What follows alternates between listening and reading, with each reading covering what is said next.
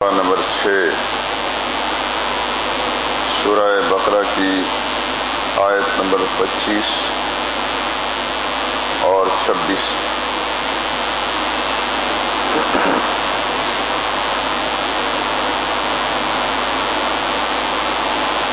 اعوذ باللہ من الشیطان الرجیم، بسم اللہ الرحمن الرحیم۔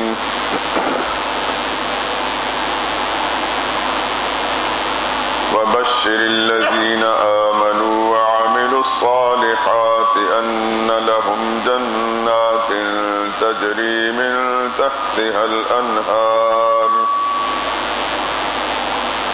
كلما رزقوا منها من ثمرة رزقا قالوا هذا الذي رزقنا من قبل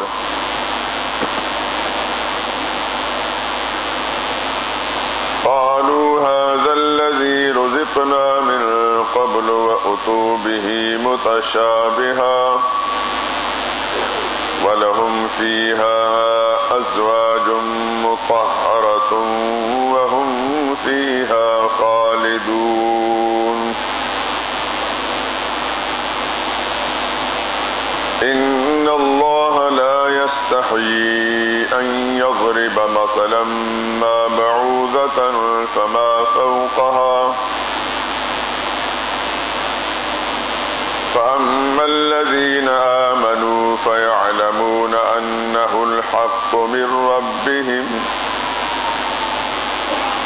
وأما الذين كفروا فيقولون ماذا أراد الله بهذا مثلا يضل به كثيرا ويهدي به كثيرا وما يضل به إلا الفاسقين۔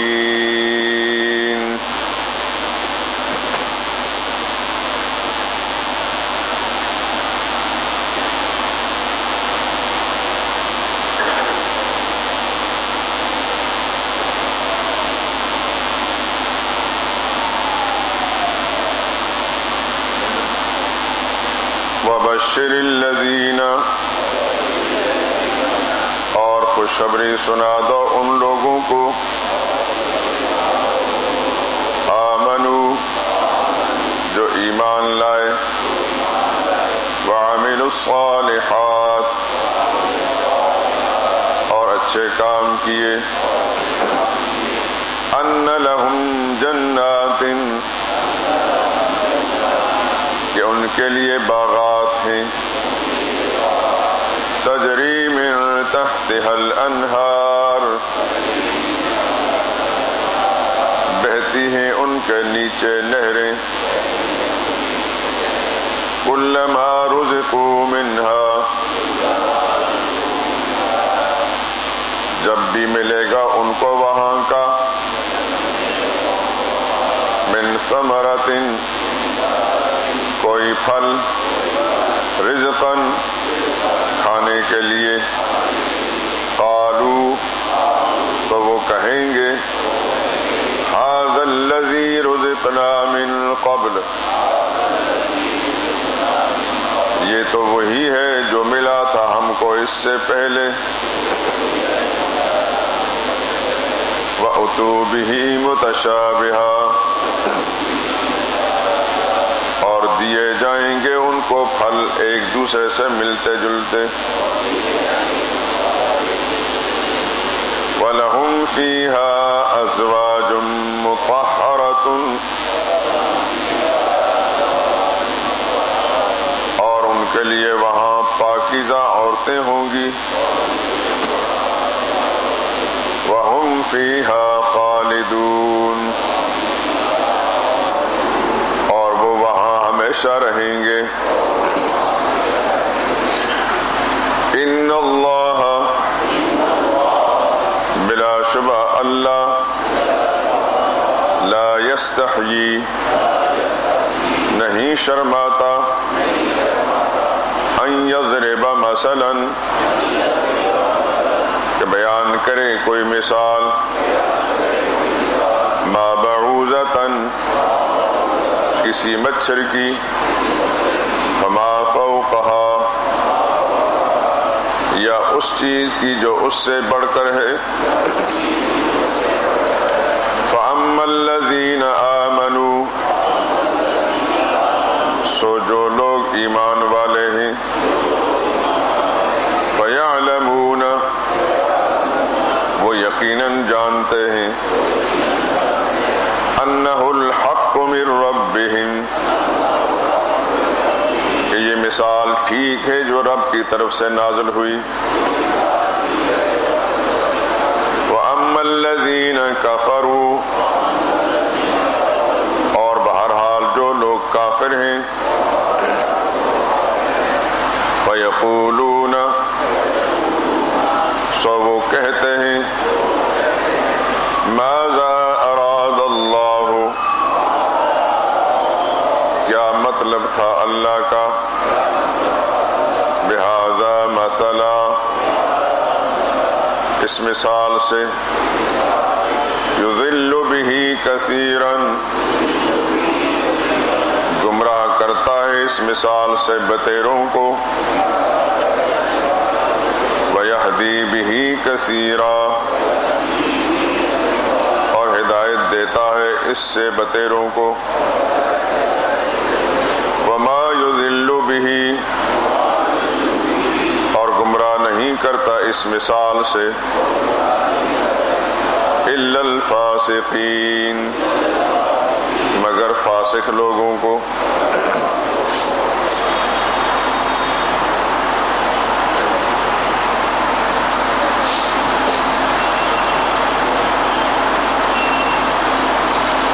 ان آیات کریمہ میں پہلے تو بشارت کا مضمون ہے اہل ایمان اور اعمال صالحہ کرنے والوں کے لیے اور اس کے بعد اس شبہ کا جواب ہے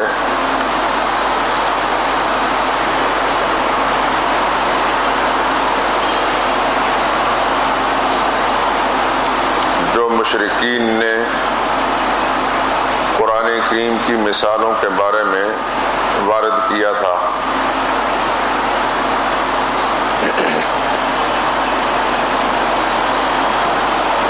وَبَشِّرِ الَّذِينَ آمَنُوا بشر اسی سے لفظ بشارت بنتا ہے معنی ہے خوشخبری اچھی خبر خوشی والی خبر الذین آمنوا خوشی والی خبر دے دو خوشخبری سنا دو ان لوگوں کو جو ایمان لائے یعنی اللہ کی توحید پر ایمان لائے اس کی توحید کو مان لیا اللہ کی بھیجی ہوئی کتاب کو اس کی سچی کتاب مان لیا اور اس میں کسی قسم کا شک نہیں کیا ان کو خوشخبری سنا دو وَعَمِلُوا الصَّالِحَاتِ اور انہوں نے اچھے کام بھی کیے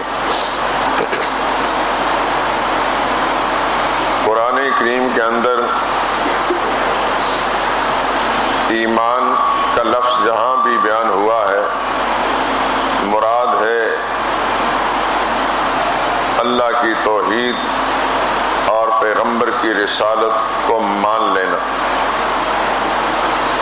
یعنی دوسرے الفاظ میں عقائد پر اس کا اطلاق ہوا ہے کہ جن لوگوں کے عقیدے صحیح ہیں توحید و سنت کے مطابق ہیں ان کو آمنو کے لفظ کے ساتھ قرآن کریم نے تعبیر کیا ہے وَعَمِلُوا الصَّالِحَاتِ اور انہیں اچھے کام کیے یعنی اسی عقیدہ توحید و سنت کے مطابق وہ کام کرتے رہے یاد رکھیں ایمان اور اسلام یہ دو لفظ قرآن کریم کے اندر بھی استعمال ہوتے ہیں اور عام محاوروں کے اندر بھی دونوں آپس میں ایک ہی قسم کی چیزیں ہیں جس طرح ہم کسی کو کہہ دیتے ہیں یہ فلاں آدمی مسلمان ہے اس کو ہم مومن بھی کہہ دیتے ہیں یا کسی کو کہیں کہ یہ مومن ہے اس کو ہم مسلمان بھی کہہ دیتے ہیں ان دونوں میں ایک بڑا معمولی سا باریک سا فرق ہے فرق یہ ہے کہ ایمان کا تعلق انسان کی باطنی کیفیات کے ساتھ ہے جس کو عقیدہ کہتے ہیں اور اسلام کا تعلق انسان کے ظاہری اعمال کے ساتھ ہے۔ شریعت کے ضابطوں کے مطابق جو شخص اپنے عقیدوں کو درست رکھتا ہے، قلب کی کیفیت اس کی اللہ کے حکم کے مطابق، اللہ کے بھیجے ہوئے نبی کے طریقے کے مطابق ہوتی ہے، اس کا عقیدہ ٹھیک ہوتا ہے، ایسے شخص مومن کہلاتا ہے۔ اور قالب یعنی اس کا بدن جب اللہ اور اس کے رسول کے حکموں کے مطابق استعمال ہوتا ہے، یا دوسرے لفظوں میں کہہ لیں نیک اعمال کرتا ہے، اس کو اسلام کہہ دیتے ہیں۔ یعنی آسان لفظوں میں یہ کہہ لیجئے کہ باطن میں جو اللہ کے ساتھ جس کا رشتہ درست ہو جاتا ہے وہ مومن ہے، ظاہر سے جو درست ہوتا ہے وہ مسلمان ہے۔ لیکن ان دونوں لفظوں کا ایک دوسرے پر اطلاق ہوتا ہے، جو مومن ہے وہ مسلمان ہے، جو مسلمان ہے وہ مومن ہے۔ لیکن ایک لطیف سا فرق ہے جو میں نے آپ حضرات کو عرض کر دیا۔ ایمان کا تعلق انسان کے عقائد کے ساتھ ہے، گو عقائد جس کے صحیح ہوں گے اس کے اعمال بھی صحیح ہوں گے۔ ایسا نہیں ہو سکتا کہ جس کا عقیدہ صحیح اس کے اعمال خراب ہوں۔ اگر اللہ کی توحید کا ماننے والا ہے اور رسول اللہ صلی اللہ علیہ وسلم کی رسالت کا ماننے والا ہے، یہ کیسے ممکن ہو سکتا ہے کہ رسول اللہ صلی اللہ علیہ وسلم کی لائی ہوئی تعلیمات کو نہ اپنائے؟ تو توحید اور رسالت کو مان لیا تو اس کے اعمال بھی ٹھیک ہوں گے۔ اس توحید رسالت کا اثر اس کے اعمال پر پڑے گا، اس کے ظاہری حالات پر پڑے گا۔ اور جس کے اعمال ظاہری طور پر ٹھیک ہیں وہ تبھی صحیح اعمال کہلا سکتے ہیں کہ باطنی کی کیفیت اس کی ٹھیک ہو، اس کا عقیدہ بھی ٹھیک ہو۔ ورنہ ایک آدمی نماز پڑھتا ہے یا روزے رکھتا ہے یا زکوٰۃ دیتا ہے یا حج کرتا ہے یا قربانیاں دیتا ہے، لیکن اس کا عقیدہ خراب ہے تو وہ تو سب کچھ برباد ہے۔ پیسوں کے بارے میں تو اللہ نے فرمایا اولئک حبطت اعمالہم، ان کے سارے اعمال برباد ہیں، وفی النار ہم خالدون، وہ ہمیشہ آگ میں رہیں گے۔ کیونکہ ظاہری اعمال کی قبولیت کا دار و مدار باطن کی کیفیت کی درستی پر ہے۔ کسی کا ایمان ٹھیک ہے، عقیدہ ٹھیک ہے تو ظاہری اعمال جو بھی کرے گا، چھوٹے چھوٹے اعمال بھی اللہ کے ہاں قبولیت سے نوازے جائیں گے، چھوٹے چھوٹے اعمال بھی وہاں جمع ہوتے جائیں گے۔ لیکن اگر کسی کا عقیدہ ٹھیک نہیں تو پہاڑوں کے برابر اس کے اعمال سب ضائع چلے جائیں گے۔ دیکھیے مشرکین مکہ رسول اللہ صلی اللہ علیہ وسلم کے زمانے میں بھی اور آپ کے بعثت سے پہلے بھی ان کے اندر ایک خوبی تھی کہ جتنے لوگ بھی دنیا بھر کے بیت اللہ کی زیارت کے لیے آتے تھے، اللہ کے گھر کا طواف کرنے کے لیے، یاد رکھیں کہ بیت اللہ کا طواف سے یہ اسلام کے آ جانے سے ہی بیت اللہ کا طواف نہیں بنا، جب سے یہ دنیا بنی ہے تب سے بیت اللہ کا طواف ہوتا ہے۔ آدم علیہ السلام سے لے کر محمد رسول اللہ تک ہر نبی نے بیت اللہ کا طواف کیا اور ہر نبی کی امت نے طواف کیا۔ یہ بیت اللہ کا جو وجود ہے یہ اس دنیا کے قائم رہنے کا باعث ہے۔ میں اور آپ اگر قائم ہیں، یہ پاکستان قائم ہے یا دنیا بھر کے مسلمان قائم ہے تو بیت اللہ کی وجہ سے ہے۔ امریکہ اگر قائم ہے تو بیت اللہ کی وجہ سے ہے۔ ہندوستان کا ہندو مشرک بت پرست اگر قائم ہے تو بیت اللہ کی وجہ سے ہے۔ وہ بیت اللہ کا طواف کریں یا نہ کریں، لیکن ان بد نصیبوں کو یہ جان لینا چاہیے کہ ہم اگر آج اس دھرتی پر زندہ ہیں، ہمارے ملک قائم ہے، تو یہ احسان ہے بیت اللہ کا۔ قرآن کریم میں آگے آئے گا جعل اللہ الکعبۃ البیت الحرام قیاما للناس، اللہ نے کعبہ کو جو بیت الحرام ہے قیاما للناس، انسانیت کے قائم رہنے اور دنیا میں زندہ رہنے کا سبب بنایا ہے۔ جس دن اللہ اس کائنات کے نظام کو لپیٹیں گے، قیامت قائم ہوگا، اسی وقت اللہ بیت اللہ کو اٹھا لیں گے۔ یہ یاد رکھنا کہ دنیا اگر قائم ہے، دنیا کا نظام قائم ہے، مسلمان ہیں یا کافر ہیں، دنیا کے جیسے لوگ بھی ہیں، اللہ کا فرمانبردار ہے یا نافرمان ہے، منکر ہے یا مومن ہے، ان کے دنیا میں زندہ رہنے کا سبب یہ بیت اللہ ہے۔ یہ دنیا میں یہ زمین ہے، یہ دھرتی، ساری زمین جو آپ کو آج دنیا میں جو کچھ محسوس ہو رہی ہے، جو دیکھتے ہیں آپ، اس کا پہلا نقطہ پڑا تھا بیت اللہ کا، یہاں سے پھر پھیلایا گیا۔ جیسا کہ کوئی انسان کسی کاغذ پر، کسی ٹھوس چیز پر کوئی رنگ لگاتا ہے تو سب سے پہلے ایک نقطہ ڈالتا ہے، پھر اس نقطے سے دائیں بائیں پھیلاتا ہے۔ سب سے پہلے اس دھرتی کا نقطہ جو ہے بیت اللہ، جہاں خانہ کعبہ ہے، اس جگہ سے پوری دنیا میں زمین پھیلائے گی، ادھر بھی پھیلائے گی، ادھر بھی پھیلائے گی، مشرق میں، مغرب میں، شمال میں اور جنوب میں۔ دنیا میں سب سے پہلا نقطہ بیت اللہ کا پڑا، اور بیت اللہ وہ جگہ ہے جس کی ہر دور کے اندر جب سے انسان بنائے گئے ہیں آدم علیہ السلام سے لے کر ان کی ساری نسل قیامت تک آنے والی انسانیت بیت اللہ کا طواف کرتی رہے گی۔ اگر کسی زمانے بیت اللہ کا طواف انسانوں کی وجہ سے رک گیا ہے، مثال کے طور پر 1960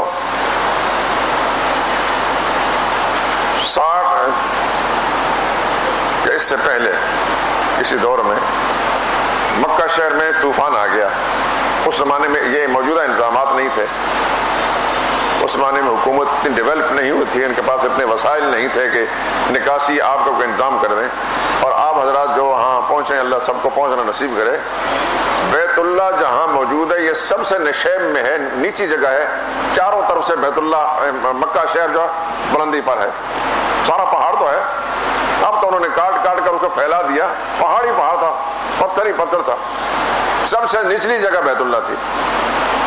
تو بڑی زور کی بارش ہوئی، طوفانی بارش ہوئی، اور سارا پانی خانہ کعبہ میں جمع ہو گیا، اور اتنا جمع ہو گیا کہ انسان ڈوبتے تھے، نکاسی آپ کا کوئی انتظام نہیں تھا۔ اب ظاہر ہے کہ طواف تو رک گیا، انسان اگر جائے گا تو ڈوب جائے گا، مجبوراً رکا،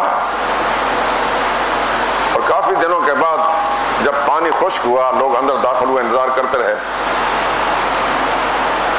یہ موجودہ شکل نہیں تھی، نہ مسجد حرام کی تھی، اور یہ ساری تعمیرات تو بعد میں ہوئی ہیں۔ خود میں نے جو کچھ مناظر دیکھے آج بالکل اس سے مختلف ہے۔ جہاں آج آپ باب فہد اور اس کے وہ ساری مسجد حرام دیکھتے ہیں، یہاں میں نے مارکیٹیں اور بازار دیکھ کر بڑی بڑی عمارتیں دیکھی تھی۔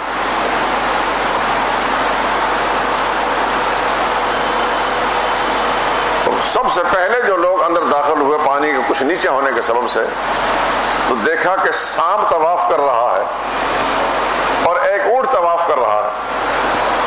انسان اگر کسی وجہ سے رکتے ہیں تو اللہ حیوانات کو وہاں بھجوا دیتے ہیں۔ اس بیت اللہ کے بالکل محاذات پر اوپر بیت المعمور ہے، ساتویں آسمان سے اوپر، جہاں ہر وقت ملائکہ کرام طواف کرتے ہیں۔ اس دھرتی پر زمین کے اوپر انسان طواف کرتے ہیں یا دوسری مخلوق، اس کے بالکل برابر اوپر کہا جاتا ہے کہ اگر بیت المعمور کو وہاں سے اللہ گرا دیں تو سیدھا بیت اللہ کی چھت پر آ کر اٹکے گا، وہ دائیں بائیں نہیں جائے گا۔ وہاں ملائکہ کرام طواف کرتے ہیں۔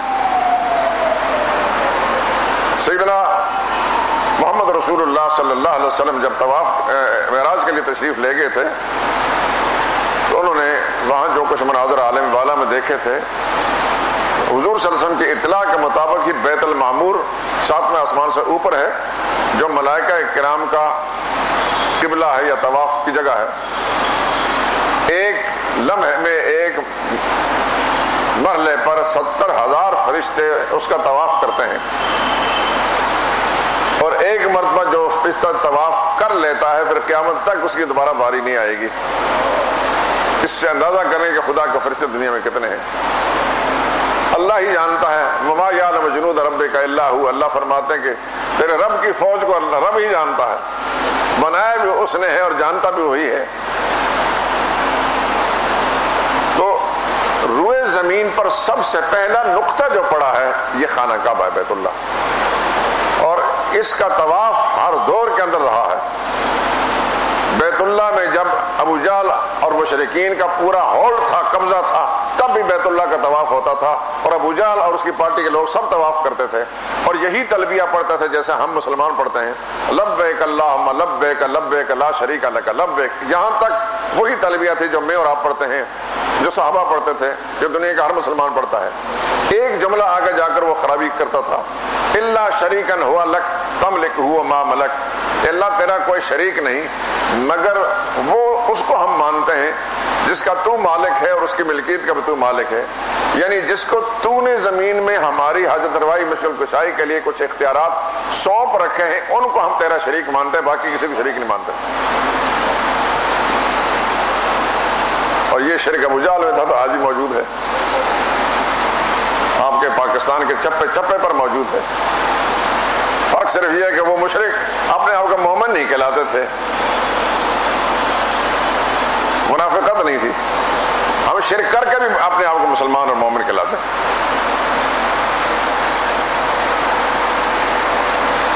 ہمارے اس معاشرے کے اندر ایسے لوگوں کی کمی نہیں جو کہتے اللہ ساڑیاں سنتا نہیں تو انہوں نے موڑتا نہیں.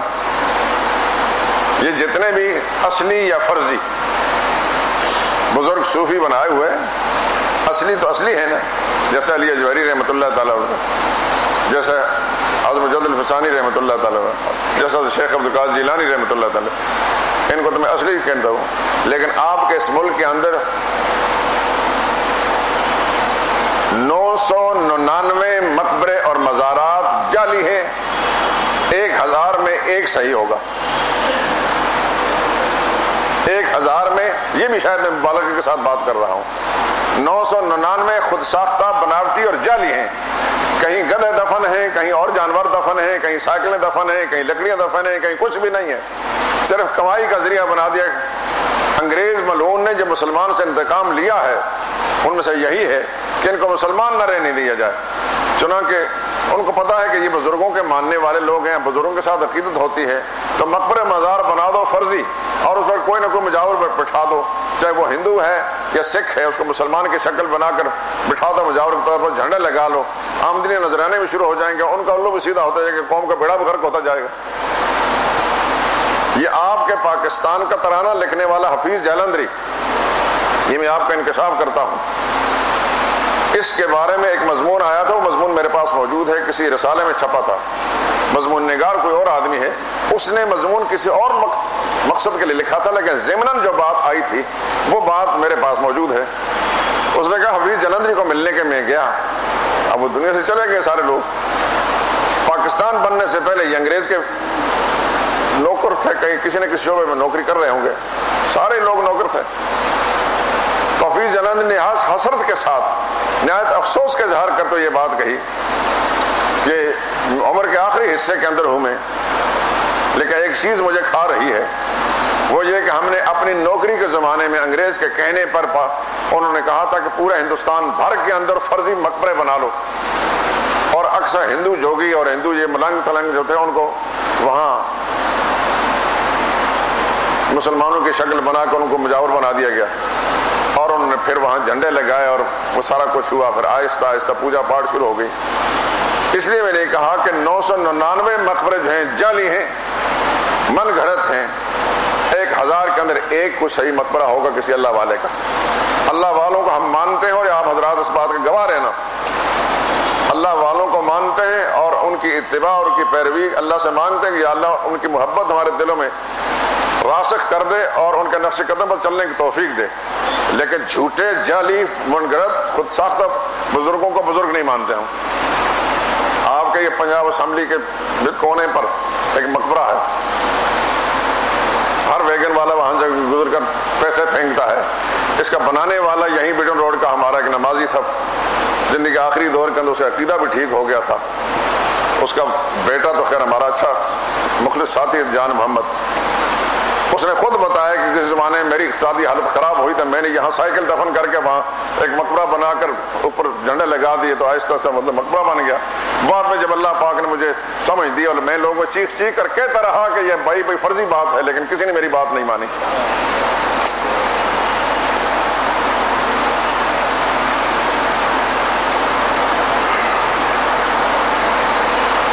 تو یہ ہر زمانے کے اندر ایسا ہوتا رہا. ساڑیاں سندا نہیں تنادیاں موڑدا نہیں. ابو جہل اور اس کی پارٹی کے جتنے لوگ بھی تھے وہ اگر کسی کو مانتے تھے تو وہ فرضی لوگ نہیں تھے، وہ اصلی تھے. مثلا 360 بت جو بیت اللہ کے اندر رکھے ہوئے تھے جو حضور صلی اللہ علیہ وسلم نے توڑے تھے، وہ ہر بت کسی نہ کسی نبی کا تھا، کسی ولی کا تھا، کسی شہید کا تھا. حتیٰ کہ حضور نے فرمایا کہ حضرت اسماعیل علیہ السلام کا بت بھی تھا، ابراہیم علیہ السلام کا بت بھی تھا. وہ لات جو قرآن کریم میں ذکر آتا ہے افریتم اللات والعزیٰ، لات ایک بڑا نیک انسان تھا. اس کو لات اس لیے کہتے کانا یلط السویق، خدا کے گھر کی زیارت کے لیے آنے والے باہر کے جو مہمان تھے ان کی ضیافت کرتا تھا، ان کی مہمان نوازی کرتا تھا. چونکہ گرم علاقہ تھا تو گرم علاقے میں خاص طور پر وہ ان لوگوں کو ٹھنڈا پانی پلاتا اور ستو گھول گھول کے پلایا تھا، اس کی وجہ سے لات بن گیا. کان رجل صالح، تاریخ کے اندر لکھا ہے کہ بڑا نیک انسان تھا. جتنے بھی بیت اللہ کے اندر بت تھے کسی نہ کسی بزرگ انسان کی طرف منسوب تھے. دنیا میں آج تک کوئی بت ایسا نہیں ہوا، ایک بت بھی ایسا نہیں ہوا کہ جو کسی بزرگ کسی اللہ والے کی طرف منسوب نہ ہو. ورنہ لوگ پہاڑوں کا اگر صرف پتھر کو پتھر کے ایسے سے پوچھتے تو پہاڑوں کو پوچھتے کتنا بڑا پہاڑ ہے. چھوٹے چھوٹے بت بنانے کیا مطلب؟ آپ ہندوستان میں جو حضرات ہندوستان سے ہو کر آئے ہیں یا ہندوستان کے رہنے والوں کو پتہ ہے بتوں کے حال. میں خود ہندوستان میں ہندوؤں کا سب سے بڑا مندر جو برلا مندر ہے، برلا ایک سیٹ ہے بہت بڑا، اس کے نام پر بنا ہے، اس کے اندر دیکھ کر آیا ہوں. جتنے بھی ان کے بت ہیں وہاں خوبصورت عورتوں کی شکلوں پر، خوبصورت مردوں کی شکل کے اندر، کسی کی 4 ٹانگیں اور 6 ہاتھ ہیں، لیکن بہت خوبصورت انہوں نے بنایا ہے کہ جس طرح آپ کو انتہائی حسین جمیل کو خوبصورت عورت کی تصویر نظر آتی ہے، اس انداز سے انہوں نے بت بنائے ہیں. یہ میں خود اپنی آنکھوں سے دیکھ کر آیا ہوں. وہ ان کے دیویاں اور دیوتا ہیں جن کے نام پر بت بنائے گئے ہیں. اسی طریقے سے مشرکین عرب نے بھی کسی نہ کسی ولی اور کسی نبی کے نام پر بت بنا رکھے تھے اور ان کی پرستش کرتے تھے، لیکن وہ سمجھتے تھے کہ یہ بت مقصود نہیں، مقصود اصل وہ شخصیت ہے جس کے نام پر بنایا گیا. تو وہ جتنے کو پوچھتے تھے وہ سارے کے سارے تو اصلی تھے. لیکن ہمارے زمانے میں، جس میں ہم زمانے، یہاں ہر چیز 2 نمبر ہے، یہاں بزرگ بھی 2 نمبر ہے. جو اصلی بزرگوں کو تو ہم نے بلا دیا ہے اور اپنے ہاتھوں سے جانور دفن کر کے، سائیکلیں دفن کر کے، لکڑیاں دفن کر کے اور پتھروں کے مطلب ہے کہ ڈھیریاں بنانے کے بعد اس پر قبر کی شکل بنا دی گئی، وہاں جھنڈے لگا دیے تو پوجا پاٹ شروع ہو گئی، نذرانے شکرانے بھی ہو گئے، سب کچھ ہو گیا.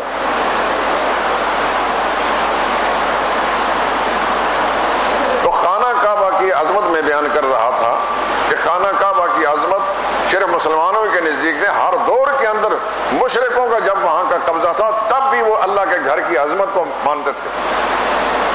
قرآن کریم میں آگے چل کر آئے گا ابو جہل نے حضور صلی اللہ علیہ وسلم کی مخالفت کرتے ہوئے بیت اللہ میں کھڑے ہو کر اللہ سے دعا مانگی. اللہ کو مانتے تھے تبھی دعا مانگ رہا تھا. اللہ کے منکر نہیں تھے، وہ مشرک تھے. مشرک اسے کہتے ہیں جو اللہ کی ذات کو مان کر اس کے بعد خصوصیات میں کسی اور کو شریک بناتے تھے. منکر نہیں تھے.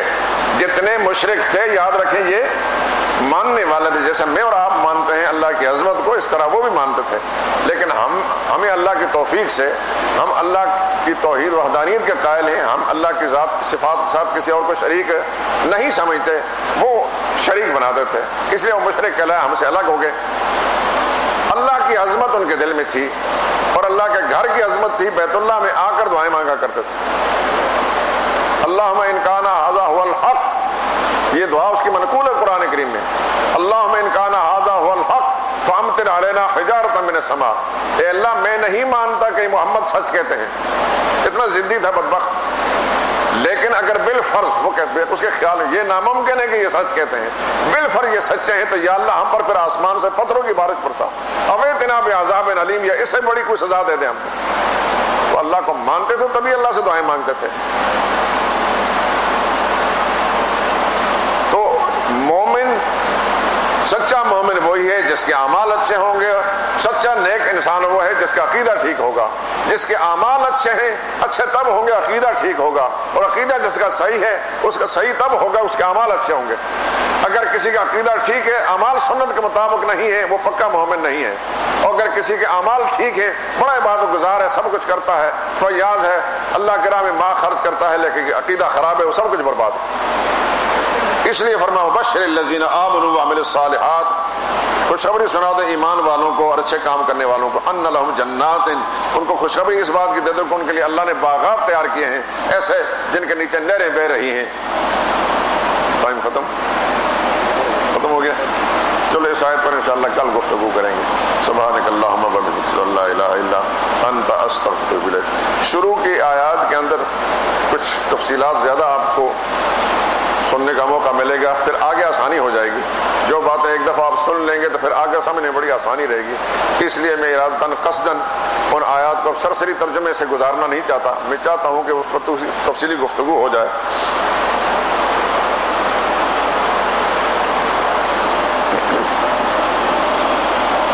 کسی ساتھی نے لکھا ہے کہ بے حد پریشان ہوں، خصوصی دعا کی درخواست ہے، سب کے لیے دعا کریں اللہ پاک اپنی رحمت اپنے فضل و کرم کے ساتھ اللہ سب کی پریشانیاں ختم فرمائے۔ الحمدللہ رب العالمین، اللہم صلی علی محمد وعلی آل محمد وبارک وسلم۔ یا اللہ ہمارے بیٹھنا بیان کرنا سننا قبول فرما، قرآن کریم کے نور سے ہمارے دل دماغ کو منور فرما، اس کی تعلیمات سے ہمارے گھروں کو آباد فرما۔